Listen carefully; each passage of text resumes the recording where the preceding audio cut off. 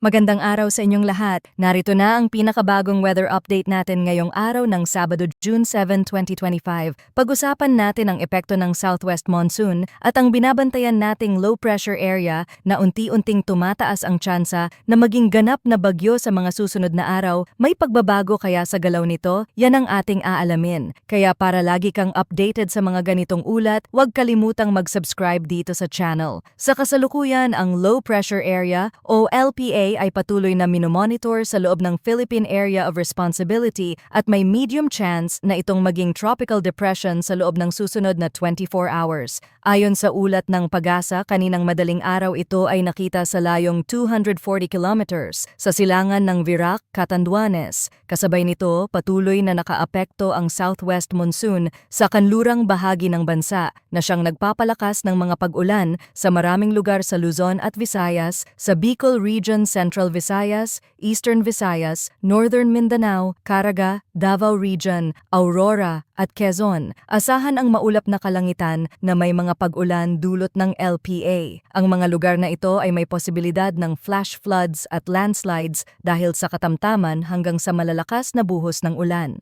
Samantala sa Metro Manila, Mimaropa, nalalabing bahagi ng Central Luzon, Calabarzon at nalalabing bahagi ng Visayas at Mindanao, asahan din ang maulap na kalangitan na may mga pag-ulan at thunderstorms dulot naman ng habagat. May banta rin ng pagbaha at pagguho ng lupa lalo na sa mga bulubunduking bahagi. Sa natitirang bahagi ng Luzon, posibleng makaranas ng localized thunderstorms, kaya't panatilihin ang pag-iingat lalo na sa mga lugar na dati ng binaha. Kaugnay nito, naglabas ang Pag-asa ng Weather Advisory ngayong June 7 para sa epekto ng LPA at southwest monsoon. Narito ang heavy rainfall outlook para sa mga susunod na araw. Ngayong araw, nasa yellow warning level or 50 to 100 millimeters ng posibleng ulan ang mga lugar ng Quezon, Camarines Norte, Camarines Sur, Catanduanes Albay, Sorsogon, Masbate, Northern Samar, Eastern Samar, Batangas, Occidental Mindoro, Palawan, Antique, Iloilo, Guimaras Negros Occidental, Negros Oriental at Zamboanga del Norte.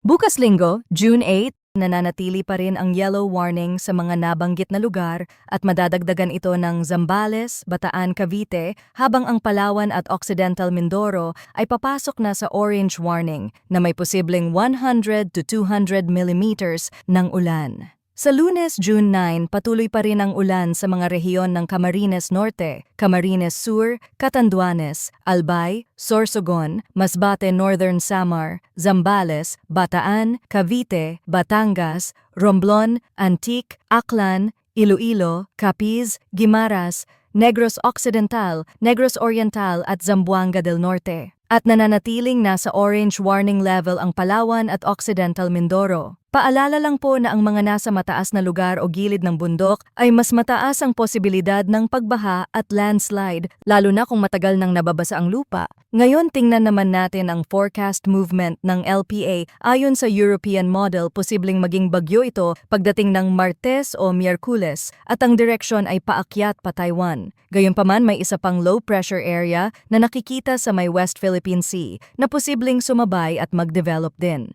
Ang dalawang sistemang ito ay hindi direktang tatama pero parehong hihilahin ang habagat na magpapalakas pa sa pag-ulan sa bansa. Sa GFS model ng Estados Unidos, halos tugma na ang forecast. Dalawang bagyo ang nakikita, isa ay aangat patungong Taiwan, habang ang isa ay inaasahang magde-develop sa West Philippine Sea at pwedeng direktang dumaan sa Luzon. Sa ganitong senaryo, posible ang tinatawag na Fujiwara effect, kung saan nagkakahilahan ang dalawang bagyo, kaya mas malaki ang posibilidad ng mas malawak na epekto lalo na sa Luzon. Habang wala pa tayong pinal na trajectory, importante na patuloy tayong sumubaybay dahil habang lumalapit ang mga sistemang ito, tumataas din ang accuracy ng mga forecast. Kaya't manatiling alerto mga kababayan, lalo na sa mga nasa mabababang lugar o sa gilid ng bundok, maghanda na ng emergency plan, makinig sa lokal na pamahalaan at huwag kalimutang tutukan ang ating channel para sa tuloy-tuloy na update sa lagay ng panahon. Maraming salamat sa inyong walang sawang pagtutok, mag-ingat po tayong lahat at sana ay manatiling ligtas ngayong panahon ng tag-ulan.